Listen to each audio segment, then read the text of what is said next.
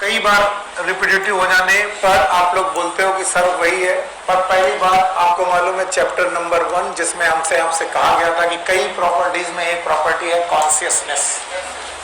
तब आपने बोला था कि जिंदा रहने की एक प्रॉपर्टी है ग्रोथ जो कि डिफाइनिंग नहीं है, दूसरी प्रॉपर्टी है रिप्रोडक्शन जो कि डिफाइनिंग नहीं है, तीसरी प्रॉपर्टी है मेटाबॉलिज्म जो कि डिफाइनिंग है, और चौथी प्रॉपर्टी है कॉन्शियस। अब एकदम शांत हो जाओ। देखिए ग्रोथ को डिफाइन करना आसान था, आपकी बॉडी की बढ़ रही है या फिर नंबर ऑफ सेल बढ़ रही है, ग्रोथ हो रही। रिप्रोडक्शन में आप अपने जैसे लोगों को पैदा कर रहे हैं। मेटाबॉलिज्म में बोला गया था कि आपकी बॉडी के अंदर कुछ रिएक्शन चल रही है, एनाबॉलिज्म और कैटाबॉलिज्म। कॉन्शियसनेस को डिफाइन करना थोड़ा सा मुश्किल था। कैसे मुश्किल था? क्योंकि कॉन्शियसनेस को जैसे मैं बोलता हूं आप ब्रेन समझ लेते हो। आपको लगता है इस दुनिया में जो भी कॉन्शियस है उसके पास ब्रेन होगा। तब मैंने कहा कि क्या प्लांट में ब्रेन है? आपने कहा कि नहीं है सर। क्या प्लांट कॉन्शियस है?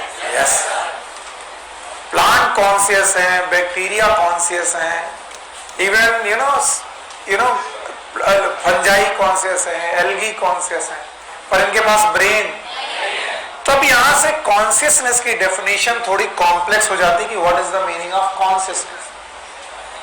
तो बोलते हैं कॉन्शियसनेस के दौरान आपको ये दो पार्टिकुलर फिनोमेना मालूम होने चाहिए। एक का नाम है sensitivity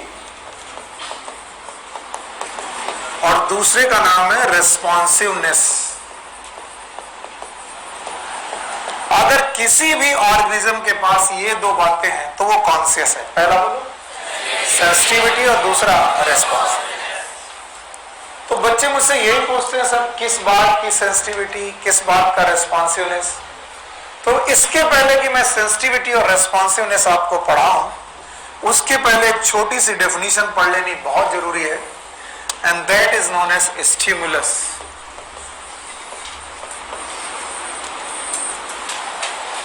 And the stimulus is any change in your physical, chemical और biological environment। पहली बात तो आप any change कहेंगे तो बड़ा अच्छा लगेगा, बाकी डेफिनेशन अपने आप हो जाएगी। What is stimulus?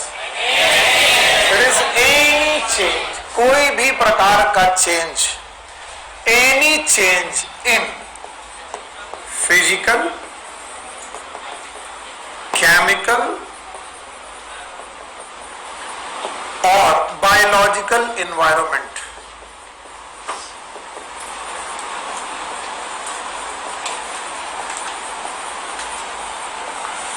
Which can evoke the response.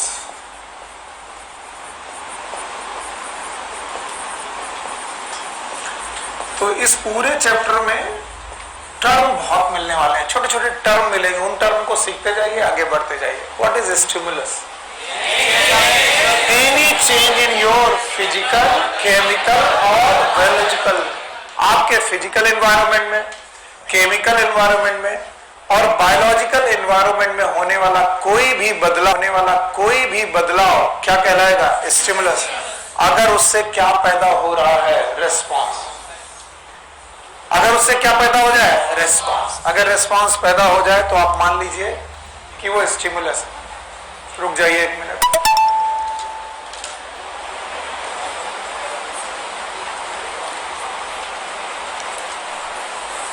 हम लोग बेटा डिस्कस कर रहे थे, इसके पहले कि बोर्ड की लाइट चली गई, हम लोग डिस्कस कर रहे थे कॉन्शियसनेस। और डिस्कस करते वक्त हमने पाया कि कॉन्शियसनेस माने दो चीजें, one is known as sensitivity और दूसरा शब्द है रेस्पॉन्सिवनेस। इन दोनों सेंसिटिविटी और रेस्पॉन्सिवनेस को समझाने के पहले मैंने आपसे कहा कि अगर आप सेंसिटिविटी और रेस्पॉन्सिवनेस को समझना चाहते हो तो उसके पहले आप समझने की कोशिश करिए स्टिमुलस। और मैंने कहा स्टिमुलस इज एनी चेंज, ये किसी भी प्रकार का चेंज है जो आपकी बॉडी में हो रहा है या फिर बॉडी के बाहर हो रहा है या फिर आपकी सराउंडिंग में हो रहा है। चलिए, what is stimulus? Any change in your physical, chemical और which can इवो का रेस्पॉन्स, जो आपकी बॉडी में एक रेस्पॉन्स दे सके। So physical, chemical and biological environment.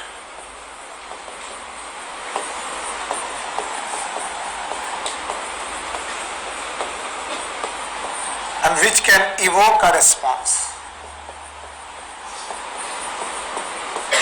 तो जो भी मैंने डेफिनेशन लिखी थी उसे पूरा करिए और आगे बढ़िए। चलिए last type, what is stimulus? Any change in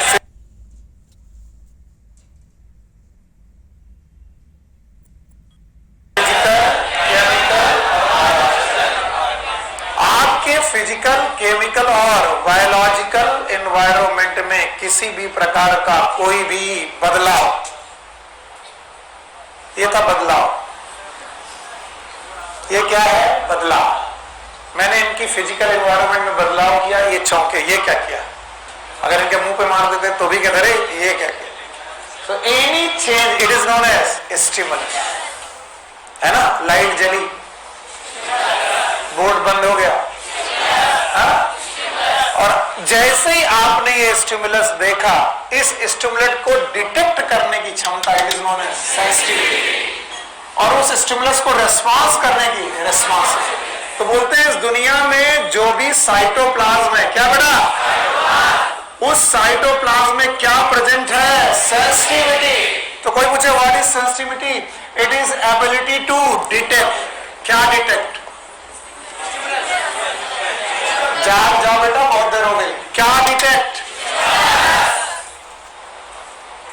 अगर हम क्या डिटेक्ट कर सके तो हमारे अंदर क्या है?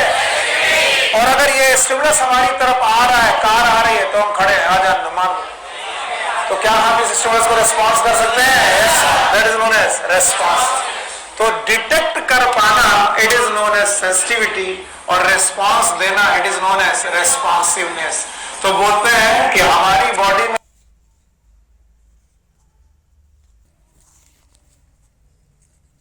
लगभग हर सेल में सेंसिटिविटी और रिस्पॉन्सिवनेस है, लेकिन कुछ cell, some cells have ability, please इन तीनों शब्दों को हल्के में मत लीजिएगा, ability to detect, receive and transmit the impulse, transmit the stimulus, and these cells are known as nerve cells। बोलो क्या नाम? nerve cells। देखा, हर एक चीज एक ही जैसी लगती है, लेकिन दोनों में अंतर है। मैंने बोला दुनिया की हर एक लिविंग सेल में क्या है? रुक जाओ और खूब टाइम लगाकर सुनो। दुनिया की हर सेल में, उसके लिए ब्रेन की जरूरत नहीं है। प्लांट में सेल है, प्लांट कॉन्शियस है। बैक्टीरिया सेल है, बैक्टीरिया कॉन्शियस है। यानी कॉन्शियस होने के लिए क्या जरूरी है? जो उसके पास भी क्या, जिसके पास भी क्या, उसके पास क्या, और उसके पास क्या। इसका मतलब कॉन्शियसनेस के लिए जरूरी नहीं कि ब्रेन हो, लेकिन कॉन्शियसनेस के लिए क्या जरूरी है? साइटोप्लाज्म।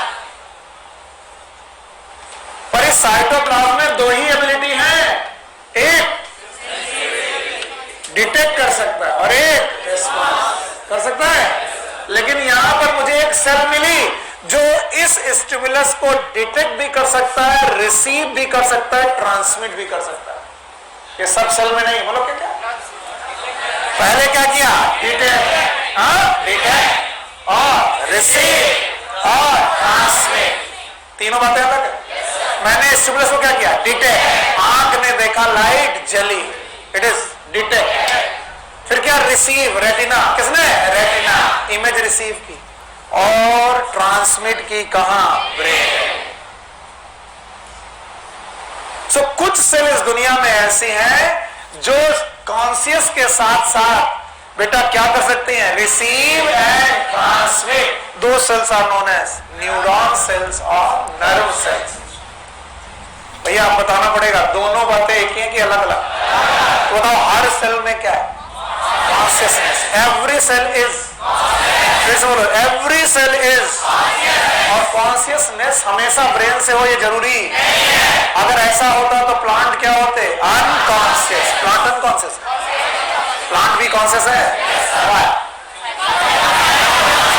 क्योंकि उनके पास क्या है? और साइटोप्लाज्म पूरा है कॉन्शियस होने के लिए। यस, पहला पॉइंट। पर कुछ कोशिकाएं ऐसी हैं जो क्या कर सकती हैं? Detect, receive and transmit the stimulus. Stimulus को क्या करें? डिटेक्ट भी, रिसीव भी और ट्रांसमिट। इन्हें क्या बोलेंगे? नर्व। और इन्हीं नर्व सेल के एसोसिएशन से बनता है total system and known as nervous system. बोलो क्या ना? Nervous system. So association of these nerve cells, ये nerve cell के association से एक system बनता है and that system is known as nervous system. और वो क्या है और वो कैसा है उसको समझाने के लिए मुझे 5 मिनट और लगेंगे। पहले इसे हटा देते हैं। बताओ, क्या हम लोगों के लिविंग ऑर्गेनिज्म में कुछ प्रॉपर्टीज हैं? पहले चैप्टर से पढ़ते आ रहे हैं, ग्रोथ, रिप्रोडक्शन, मेटाबॉलिज्म, कॉन्शियस। इसमें क्या फंसा? Conscious. Consciousness is ability to sensitivity and responsiveness. जिसके पास भी क्या है? सेंसिटिविटी। और वो कौन है? कॉन्शियस। सेंसिटिविटी का क्या मतलब? डिटेक्ट होना। रिस्पॉन्सिव का मतलब रिस्पॉन्स करना। इन दोनों काम के लिए जरूरी है। वो क्या है? साइटोप्लाज्म है तो आप कॉन्शियस हैं, लेकिन क्या कॉन्शियस होना ही केवल नर्वस सिस्टम है? नो। ऐसा होता तो हर बंदा जो कॉन्शियस होता उसके पास नर्वस सिस्टम होता। सेल के पास, सॉरी प्लांट के पास नर्वस सिस्टम, फिर भी वो कॉन्शियस है। तो फिर नर्वस सिस्टम एक्स्ट्रा काम क्या करता है? It receive, detect, receive and transmit. 3 बातें बोलो, बोलो। And why it is necessary? क्योंकि हमें करना है कोऑर्डिनेशन। क्या करना है? तो कोऑर्डिनेशन समझने के पहले there is one more term is known as homeostasis. बहुत ध्यान से एनसीईआरटी ने इसी जगह से चालू किया अपना चैप्टर। होमियोस्टेसिस से ही पहले लाइन से चालू किया टॉपिक। बोलते हैं व्हाट इज होमियोस्टेसिस? बोलते हैं इट इज एबिलिटी, ये एक एबिलिटी है to maintain internal environment constant. Internal environment constant. कहते हैं होमियोस्टेसिस माने अपने इंटरनल एनवायरनमेंट को कांस्टेंट रखना। स्टेसिस का मतलब स्टेबल, होमियो मतलब इंटरनल एनवायरनमेंट। तो it is an ability to maintain internal environment constant. It is known as homeostasis. तुम सबका अगला क्वेश्चन यही होना चाहिए कि why we need internal environment constant. हमें अपना इंटरनल एनवायरनमेंट कांस्टेंट क्यों चाहिए? बिकॉज होमियोस्टेसिस अगर होगी तो आपकी बॉडी में चलने वाली मेटाबॉलिक रिएक्शन, बोलो क्या, कितने प्रकार की होंगी? 2। भूल गए बेटा, एक कौन? एनाबॉलिज्म, याद है? दूसरे प्रकार की कैटाबॉलिज्म। तो मेटाबॉलिक रिएक्शन कितने प्रकार की? 2। एक कौन? एनाबॉलिज्म, दूसरा कैटाबॉलिज्म। ये जो केमिकल रिएक्शन है ये ऑप्टिमम रेट पर चलेंगी। अब भाई केमिस्ट्री यहां पर लग रही, ध्यान सुनो। रेट ऑफ रिएक्शन का मतलब होता है वेलोसिटी ऑफ रिएक्शन। तो मुझे अपनी बॉडी की वेलोसिटी ऑफ रिएक्शन ना तो मैक्सिमम चाहिए ना तो मिनिमम चाहिए। कैसे चाहिए? फिर से बोलो, अगर होगी तो क्या होगा? का रेट। और अगर ऑप्टिमम रेट चलने लगा मेरा मेटाबॉलिक रिएक्शन का तो मैं हो जाऊंगा फिटेस्ट। क्या हो जाऊंगा? और डार्विन कह के गए हैं सर्वाइवल ऑफ फिटेस्ट। तो भाइयों बहनों, जिंदा रहने के लिए क्या जरूरी है? फिटेस्ट होना। क्या होना? फिटेस्ट। फिट रहने के लिए क्या जरूरी है? Optimum rate of metabolic. Optimum rate of metabolism के लिए क्या जरूरी है? होम्योस्टेसिस। फिर से बोलो, मदद कर दो यार, थोड़ी सी लंबा है लेकिन मदद कर दोगे, मदद कर दोगे? बताओ, हर आदमी इस दुनिया में क्या चाहता है? सर्वाइवल। क्या चाहता है? और हर आदमी तभी जिंदा रहेगा जब डार्विन की बात मानेगा। डार्विन ने कहा जिंदा वही है जो फिट है कि फिटेस्ट। इस कोरोना में जो फिट नहीं थे वो बचे कि चले गए? जो फिट रहे वो बचे। तो सर्वाइवल ऑफ फिटेस्ट। अगर जिंदा रहना चाहते हो तो फिट होना पड़ेगा कि फिटेस्ट? अगर फिटेस्ट रहना चाहते हो तो मेटाबॉलिज्म का रेट, और अगर ऑप्टिमम रेट ऑफ रिएक्शन चाहते हो तो क्या चाहिए? होम्योस्टेसिस। और बोलते हैं अगर होम्योस्टेसिस चाहते हो, अगर ये सब कुछ चाहते हो तो भाइयों बहनों, अब आपको अपने बॉडी में जितने भी ऑर्गन सिस्टम है, जितने भी ऑर्गन सिस्टम मतलब पहला तो चले, ऑर्गन सिस्टम कितने याद है? बोलो, डाइजेस्टिव, रेस्पिरेटरी, एक्सक्रीटरी, सर्कुलेटरी, पिस्कुलेटर, याद है? जितने भी सिस्टम है उनके फंक्शन का करना पड़ेगा कोऑर्डिनेशन। क्या करना पड़ेगा? So if you want homeostasis then the organ system के functions must be coordinated. Functions of all organ system must be coordinated.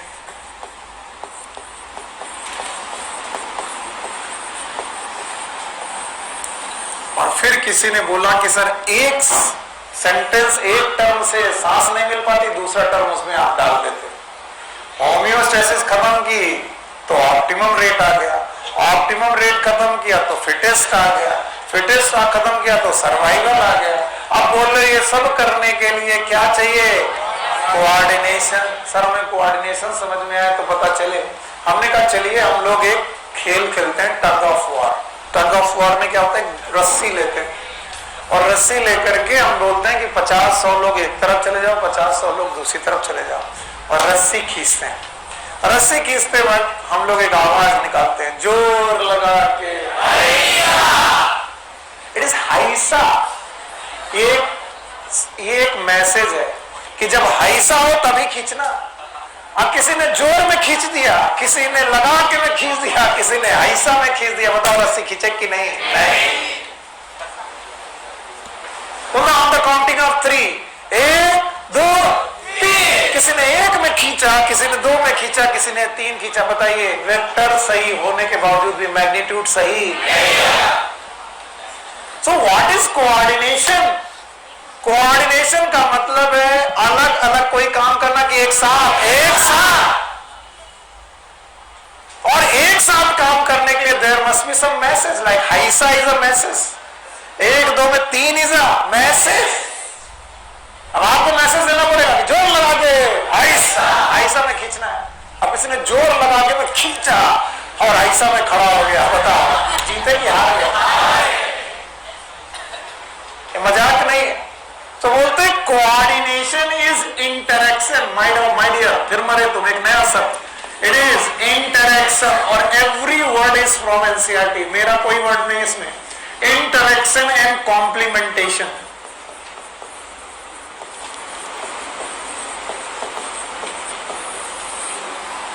संपूरकता, जो मुझे नहीं आता तुम कर दो। भाई 3 लोग रहते थे, तीनों लोगों ने कहा कि आज खाना बना कर खुद खाते हैं। एक को रोटी बनानी आती थी, एक को दाल बनानी आती थी, एक को बर्तन धुलने आते थे। तो तीनों लोग इंटरेक्ट हुए और तीनों लोग इंटरेक्ट होकर के एक दूसरे का काम बांटने लगे। किसी ने भाई रोटियां बनाना चालू किया, किसी ने दाल सब्जी बनाना चालू किया, किसी ने कहा कढ़ाई गंदी है तो बोला मैं धुल रहा। तो it is known as interaction and complementation. एक बंदे के काम को दूसरे ने कॉम्प्लीमेंट कर देना, it is known as complementation, संपूरकता। और इंटरेक्शन मतलब एक दूसरे के साथ इंटरेक्ट होना। तो जब भी इस दुनिया में क्या होगा, और इन दोनों को मिला करके क्या बोलेंगे? कोऑर्डिनेशन। और अगर कोऑर्डिनेशन सारे फंक्शन का होगा तो क्या होगी? होम्योस्टेसिस। और अगर होम्योस्टेसिस हो गई तो rate of reaction maximum, minimum optimum, और फिर क्या हो जाएंगे, फिटेस्ट, सर्वाइवल ऑफ फिटेस्ट। और बोलते इंटरेक्शन एंड कॉम्प्लीमेंटेशंस के लिए there must be some message, बोलो क्या, यानी कोई मैसेज होना चाहिए। एक लोग भाई कढ़ाई धुलो, मैसेज गया। एक लोग भाई गैस बर्नर ऑन करो, एक लोग भाई सब्जी काटो, इट इज मैसेज। और मैसेज भेजा जा सकता है दो तरीके से, या तो केमिकल, बोलो, और या तो नर्व। कौन से, नर्व। अब याद करो नर्व के पास यही काम थे, या डिटेक्ट, रिसीव, ट्रांसमिट। किसका ट्रांसमिट, मैसेज, मैसेज को डिटेक्ट, रिसीव, ट्रांसमिट। तो बताओ केमिकल कोऑर्डिनेशन हो सकता है और नर्वस कोऑर्डिनेशन हो सकता है। क्या आप केमिकल से मैसेज भेज सकते हो, यस। और क्या नर्व से मैसेज भेज सकते हो, यस। मेगा खड़ी हो, मुझे एक मैसेज भेजना है केमिकल से, और मुझे अपनी थायराइड ग्लैंड को एक्टिवेट करना है, और ये मैसेज ब्रेन से आना है। कैसे भेजें, TSH, याद है, इट वाज थायराइड स्टिमुलेटिंग। प्रीति खड़ी हो, मुझे एक मैसेज भेजना है अपनी एडिनल कॉर्टेक्स पे, और मुझे भेजना है पिट्यूटरी से। इट इज ACTH, याद है, एडिनोकार्टिकोट्रोपिक हार्मोन, याद है, वेरी गुड। बैठो, हाँ भाई खड़े हो, विथ ब्लड प्रेशर। हाँ, मुझे एक मैसेज भेजना है अपनी किडनी में, कहां पर, किडनी में, और हाइपोथैलेमस से भेजना है, और ये बताना है कि आपको थोड़ा सा वाटर यूरिन में कम भेजना है। बोलो बोलो, ADH full form, anti diuretic. और ये मैसेज नर्व से गया है, केमिकल से, केमिकल से। तो केमिकल कोऑर्डिनेशन भी हो सकते हैं। और बोलते बैठ जाओ, केमिकल कोऑर्डिनेशन के लिए हमारे पास भगवान ने एक सिस्टम दिया, नाम बताओ, एंडोक्राइन सिस्टम। बोलो क्या नाम, और बताओ एंडोक्राइन सिस्टम जो है ये स्लो है कि फास्ट, फास्ट, स्लो। और बेटा एंडोक्राइन सिस्टम में रूल लगता है सोर्स और टारगेट टिश्यू का, सोर्स और किसी को याद ही नहीं होगा, याद है, बताओ सोर्स से क्या निकलते हैं, हार्मोन, मार पड़ेगी, सोर्स से क्या निकलेगा, और टारगेट में क्या होता है, रिसेप्टर। और अगर हार्मोन किडनी का है, किसका है, मान लो ADH निकला बेटा सोर्स ऑफ पिट्यूटरी से, एंटीरियर की पोस्टीरियर, पोस्टीरियर, तो वो हार्ट में आया, काम करेगा, नहीं करेगा। बताइए लंग्स में आया, काम करेगा, इंटेस्टाइन में आया, करेगा, केवल कहाँ करेगा, कहाँ पर। तो बताओ हार्मोन इंटरेक्शन या कोऑर्डिनेशन पॉइंट टू पॉइंट है कि नहीं है, नहीं है। ये किसमें, सोर्स एंड टारगेट। तो जितना मैं बोलता हूं बताते जाओ, काम बनता जाएगा। बताओ कितने प्रकार से मैसेज भेज सकते हो, दो, एक कौन, केमिकल कोऑर्डिनेशन, और एक नर्वस। कौन है स्लो, कौन पॉइंट टू पॉइंट नहीं है, और कौन है जो सोर्स और टारगेट टिश्यू पर डिपेंड करता है, केमिकल सिस्टम का नाम एंडोक्राइन सिस्टम। और भगवान ने कहा कि नहीं, इससे तो स्लो हो जाएगा मैसेज, आज मैसेज भेजा कल पहुंचेगा, इससे बढ़िया कोई फास्ट इंटरेक्शन बताओ। बोले nerves, nerves is the point two point coordination. आप पॉइंट टू पॉइंट कोऑर्डिनेशन कर सकते हो, नर्व जहां जहां से गुजरेगी हर जगह से मैसेज लेके जाएगी, और ये स्लो होगी कि फास्ट, और इसी सिस्टम का नाम है नर्वस सिस्टम। बोर्ड में लिखी बहुत महत्वपूर्ण बातें, समझा कितनी पाओगे वो तुम्हारी एबिलिटी है। चलो सबसे पहले होमियोस्टेसिस, याद है, चलो बताओ what is homeostasis, ability to maintain internal environment constant. अरे हम इतना काहे चिल्ला रहे हैं कि इंटरनल एनवायरनमेंट कांस्टेंट होना चाहिए, क्योंकि इंटरनल एनवायरनमेंट कांस्टेंट हुआ तो मेटाबॉलिज्म मिनिमम रेट की मैक्सिमम रेट, और उससे हम हो जाएंगे फिट, सर्वाइवल ऑफ फिटेस्ट। और ओवरऑल इस दुनिया में हम लोग जिंदा रहने ही आए हैं, survival of fittest, survival of. तो बोलते हैं होम्योस्टेसिस मेंटेन करने के लिए क्या करना पड़ेगा? कोऑर्डिनेशन। फिर से बोलो। कोई पूछे व्हाट इज कोऑर्डिनेशन, बता पाओगे?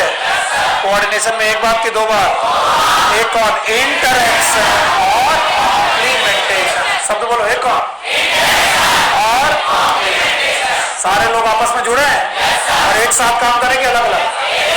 और इसके लिए मैसेज चाहिए। मैसेज कितने प्रकार से? या तो केमिकल कोऑर्डिनेशन होगा भाई, और कौन सा system? Endocrine system. Nervous system भी होगा। उनमें कौन सा फास्ट, कौन सा स्लो? पक्का? और बेटा कौन है पॉइंट टू पॉइंट नर्वस, और कौन है बेटा टारगेट? और आपको याद? तो यहां पर हम कौन सा पढ़ने जा रहे हैं? Nervous system. तो भाई नर्वस सिस्टम के लिए व्हाट वी नीड नर्व्स। और बोला गया था नर्व्स आर स्पेशल सेल, और इसीलिए मैंने पहले ही पढ़ा दिया था नर्व कैसी सेल है? स्पेशल। और उनमें 3 गुण होते हैं। तीनों बता दोगे तो मैं समझूंगा सही। याद है? पहला कि ये 3 काम कर लेती हैं। पहले तो ये डिटेक्ट करते हैं। क्या डिटेक्ट करती हैं? स्टिमुलस। फिर क्या करती हैं? रिसीव कर लेती हैं, और फिर ट्रांसमिट। क्या? स्टिमुलस को रिसीव करना, स्टिमुलस को डिटेक्ट करना, और स्टिमुलेट से इंपल्स बना करके उसे ट्रांसमिट करना। स्टिमुलेट तो क्या ट्रांसमिट नहीं होता, क्या ट्रांसमिट होता है? Impulse. So which can detect, receive and transmit the message, they are known as nerves. और इन नर्व से बने हुए सिस्टम का नाम नर्वस सिस्टम।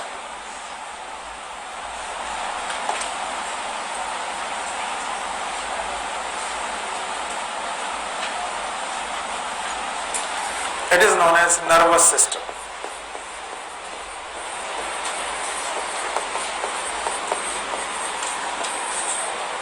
और नर्वस सिस्टम को मेनली 2 मुख्य बातों में बांटा गया है, 2 मुख्य पार्ट में बांटा गया है। One is known as CNS, another one is known as PNS. What is CNS? Central Nervous System. What is PNS? Peripheral nervous system.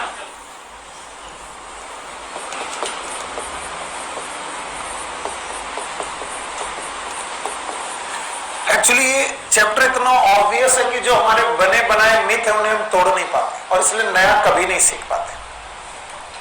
सारा बच्चा तैयार है कि जब पूछे सर सेंट्रल नर्वस सिस्टम में क्या होता है तो चिल्ला के बोलो ब्रेन एंड स्पाइनल कॉर्ड। और मुझे यही नहीं बुलवाना है। मिथ को तोड़ करके सीखो, पेन छोड़ो और समझो।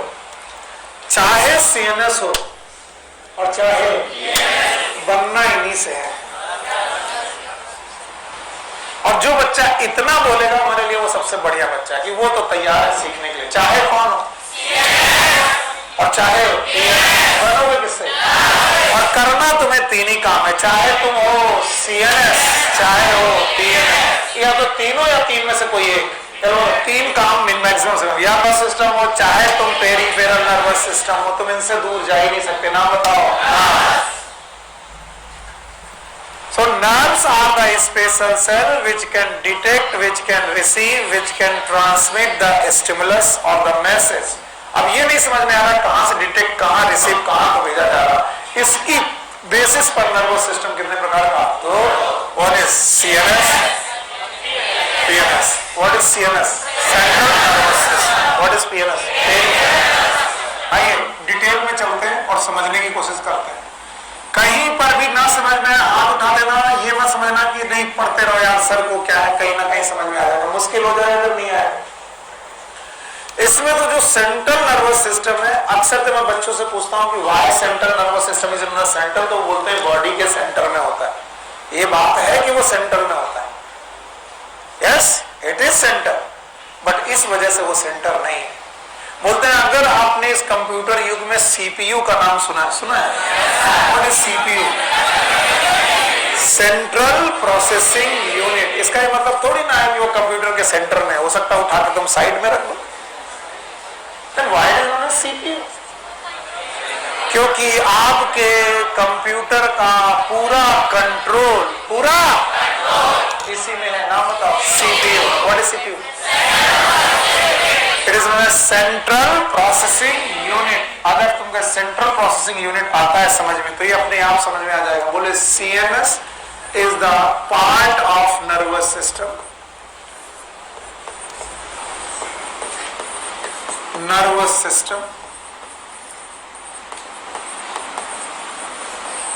which receive, analyze, process and control the messages। चार बातें चाहिए मुझे, बोलो। जो मैसेज को रिसीव करे, फिर एनालाइज करे, फिर प्रोसेस क्या करे, प्रोसेस। बुक में प्रोसेसिंग लिखा होगा, क्या लिखा है, प्रोसेस। तो प्रोसेस का मतलब प्रोसेसिंग ही है। बुक में प्रोसेस की जगह लिखा हुआ है प्रोसेसिंग। आपके पास जो मैसेज हुआ है उसकी प्रोसेसिंग हो जाए, उसका कंट्रोल हो, उसे एनालाइज किया जाए और उसे रिसीव किया जाए। मुझे ये डेफिनेशन बेहतर लगती है बजाय कि तुम चिल्ला करके बोल दो ब्रेन और स्पाइनल कॉर्ड। नहीं चाहिए मुझे। What is central nervous system? Part of nervous system which can receive, analyse, process and control the messages. जो भी इसके पास मैसेज आ रहा है उसको चार काम करना है। चारों काम बताओ। रिसीव करना है, एनालाइज करना है, प्रोसेस करना है और कंट्रोल करना है। अब कंट्रोल करके रिस्पांस पैदा करना है। यानी कि मैंने तुम्हें थप्पड़ मारा, तुमने कहा टीचर है छोड़ो यार, मार दिया तो मार दिया।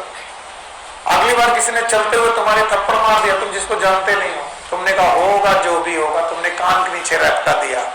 बताइए, मैसेज एक ही था लेकिन रिस्पांस का कंट्रोल एक ही जैसा क्या था?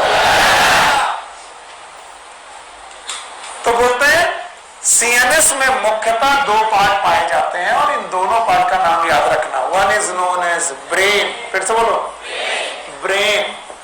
और दूसरा कौन है बेटा? स्पाइनल। इसका मतलब ब्रेन और स्पाइनल कॉर्ड का काम यही है, बोलो, to receive, analyse, process and control the message. और मेरे बच्चे होशियार बच्चे हैं, बोले सर चाहे तुम ब्रेन कह लो चाहे स्पाइनल कॉर्ड कह लो, बने उसी के नर्व के। जिसको कितने काम होते थे? 3। डिटेल, पक्का? तो बोलते हैं सेंट्रल नर्वस सिस्टम के दो पार्ट, एक ब्रेन और दूसरा कौन? स्पाइनल। और कल मैंने सौभाग्य से इसे पढ़ा रखा है, याद है आपको? हाँ बताओ भाई, आपको याद है एक फोरामेन ऑफ मैग्ना, उसके बाद वाला क्या स्पाइनल कॉर्ड है? ये वाला पोर्शन ब्रेन, क्या है? और ब्रेन के अलावा स्पाइनल कौन है जो क्रेनियम के अंदर है? और कौन है जो वर्टिब्रल कॉलम पे? और ये बॉडी के सेंटर